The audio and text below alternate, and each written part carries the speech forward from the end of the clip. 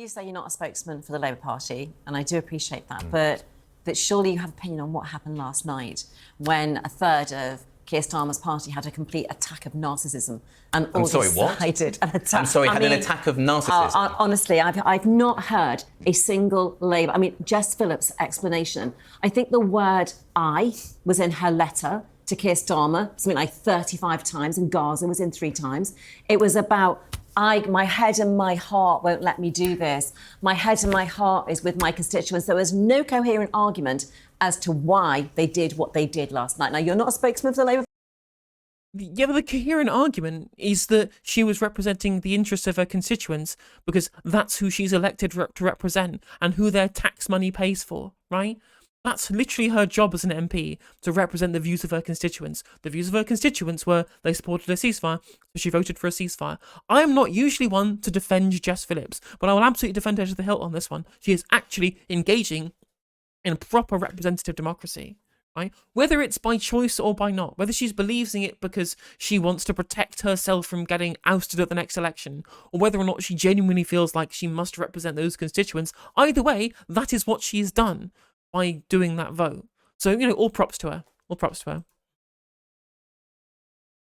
Party, you've just said that, but what do you think about how do you think Keir Starmer's going to manage in the future? And he's got a third of his MPs who are out on the airwaves bleating about how upset they were and how tortured they were to vote without a coherent argument as to why. How do you think the future looks for Keir Starmer? So I don't think they were bleating. I think that a number of MPs voted against the party's wishes to vote in favour of a ceasefire because that is what the overwhelming majority of people in Britain want. That's what many, many constituents want, that they'll be writing to their MPs, calling their MPs, emailing their MPs, asking them, please stand up for a ceasefire, because most people in the country can see that you don't respond to the unjustifiable killing of one group of people by killing many, many more people. That's what war is, James. War is. If you're a terror unit and you go in... Yeah, so that's what the ceasefire is. It's trying to end the conflict. That's the whole point, right? We understand that that's what war is. That's why we're calling for a ceasefire. So that stops and the political settlement happens instead, right? That's the whole reason why people are calling for a ceasefire, Nadine.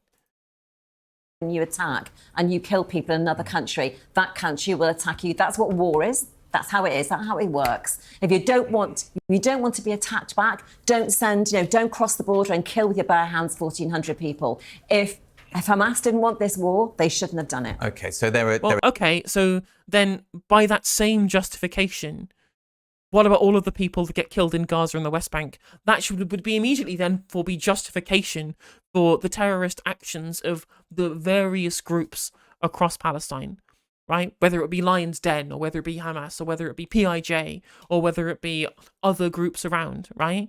Because they continually are the response to killings and violence and human rights violations by the Israeli state, continually. A continuing ongoing occupation in violation of international law. And then by that same justification, that makes it absolutely fine to kill a bunch of civilians, just like Israel are doing to Palestine right now. When, of course, no, that's not true. Both of those things are wrong. There are 2 things to say to that. The first is, this is not 2 countries that are at war with one another. Israel is a state, Palestine is not a state, it's an occupied territory. So it's not the case. Occupied by Hamas? No. Occupied. Gaza, in international law, is occupied by Israel, as is the West Bank. So it's not the case of one country invading another country. There isn't a sovereign James, border and so on. you're trying to use clever words. That is exactly what happened.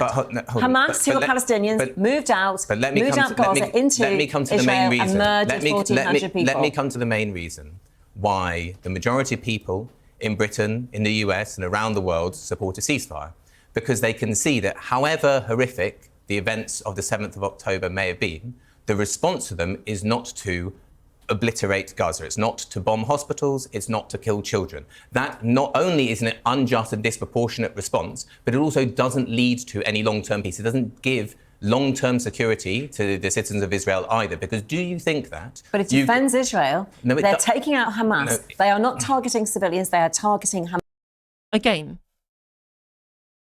show me the evidence that they're not targeting civilians. I mean, look, you have to have a look at the Al Jazeera offices that got blown up as well, That's one place to start, right? Was Shireen Abu Akleh an enemy combatant? No, of course she wasn't, right?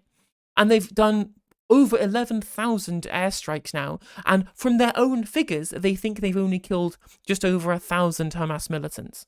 And yet 12,000 civilians have died. I don't know about you, Nadine, but that to me screams indiscriminate bombing campaign. As Daniel Hagari said, we are aiming for damage, not precision, right? That's an explicit line that the IDF spokesman, Daniel Hagari, has said. That sounds to me like deliberately killing civilians. I don't know about you, Nadine. Hamas. Well, if they're they're taking out Hamas to protect and defend Israeli citizens. If they're targeting Hamas, they're doing a remarkable job of killing children, and really, it's appalling, James. I share that. I share that anguish. It is appalling. So 11,000 or so. It's awful, but you know, over 11,000 people. People are the consequence of war. But they are the casualties of war. Yes, right. And so what we're saying, and what most people in this country are saying, and therefore some MPs are saying, is to call for not war, but for peace, a ceasefire, and then the beginning of some kind of process. But a ceasefire would not, Hamas would not acknowledge or recognise a ceasefire. Well, I mean, they historically have done, right? They historically have recognised ceasefires. Historically, the people who keep breaking ceasefires is Israel. Hamas have broken them too. I'm not saying that they are good. I'm not saying that they are just or they are morally defensible. Because there have been plenty of ceasefires that have been broken by Hamas at points, right? But there have been periods of long-term ceasefire across both. And Israel continually breaks ceasefires as well. Look at Operation Cast Lead, for example. Firstly, you don't know that because Hamas has also offered short-term ceasefires in exchange for some hostages, and you have to start from somewhere. But also, could Israel defend itself, defend its citizens from future Hamas attacks without destroying? You know, the majority of the buildings in Gaza now have been turned to rubble. It's not the majority. Well, over half of the homes are either destroyed or severely damaged. Because they were used by Hamas. All of the homes. Over half the buildings were used by Hamas. The Hamas membership was only like 4,000 people, and that includes the actual political members and the Izz-al-Din al-Qassam brigades. There's 2 million people in Gaza. Are you saying that literally over half of the buildings in Gaza were being used by Hamas? Nadine, are you stupid? Well, yes, of course, is the answer to that one.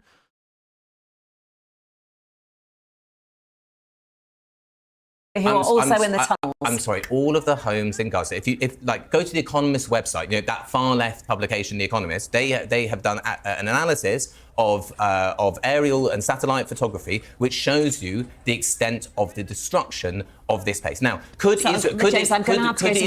Israel have found another way to defend its citizens rather than needlessly killing all of these civilians in Gaza? And the answer is yes, of course they could. So rather than going on about MPs speaking for themselves and bleating, they're speaking up for the basic cause of peace.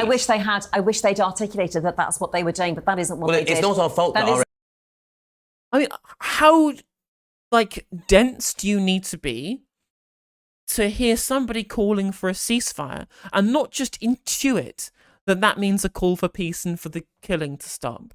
Right? I don't know about you, Nadine, but I'm switched on enough to know that when somebody says ceasefire, that means peace.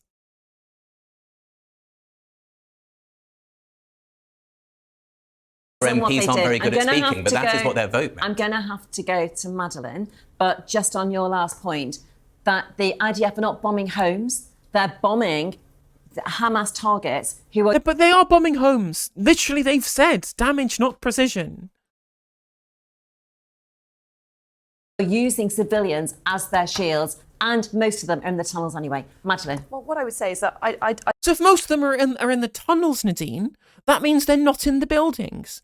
And if they're in the tunnels, airstrikes aren't going to kill them. Only an invasion of the tunnels will actually kill them.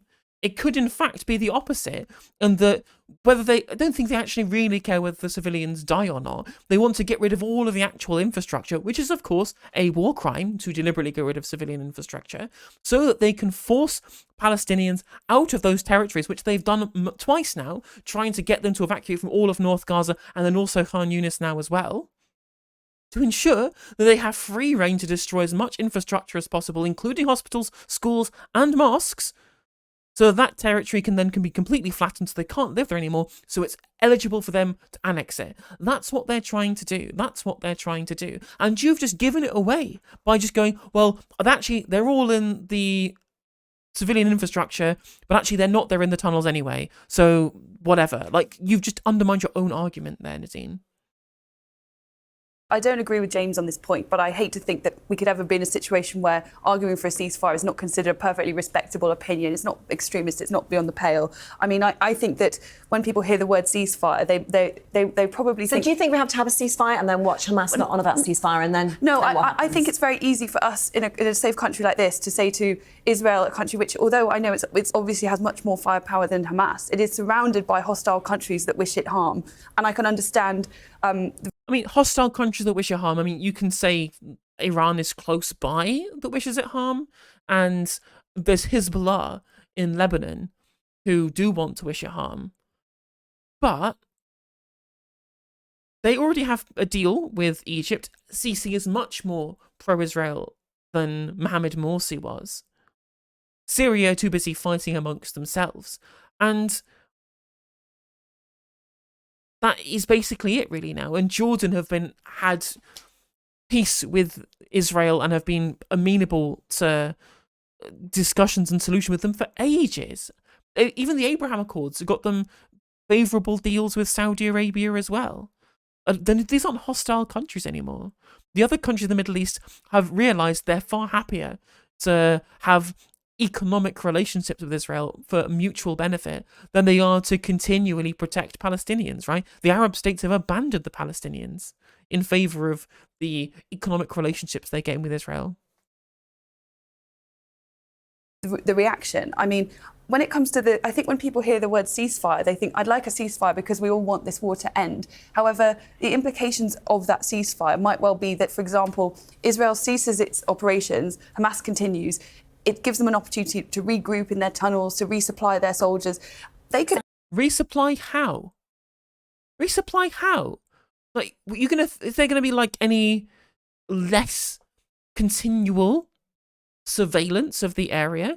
Do you think that somehow the borders, both within Egypt and within Israel, are somehow going to get weakened when clearly they'll be even stronger than they were before? Egypt won't have time to deal with the political ramifications of further Palestinian expulsion from Gaza, which will be Egypt's refugee problem when they end up going into the Sinai.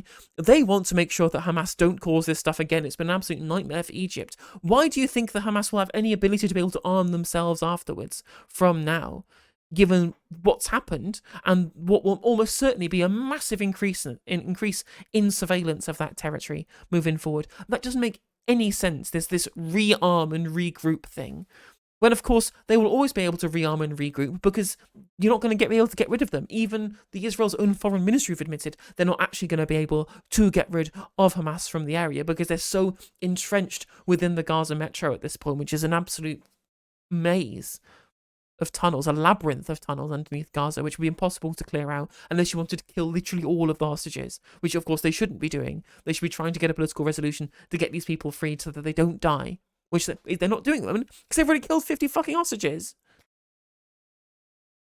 Hey there, if you enjoyed the video, make sure that you like and leave a comment. That helps the video out in the algorithm. If you subscribe and ring the bell, it'll let you know when I go live. I stream every day on YouTube and Twitch. You can also follow all of my socials down in the description. And if you want to support me in a more financial manner, there's a join button for membership to just 99p to be a member on YouTube, as well as a Patreon, and there's some merch there as well. And hopefully I'll catch you on the next video. Take care.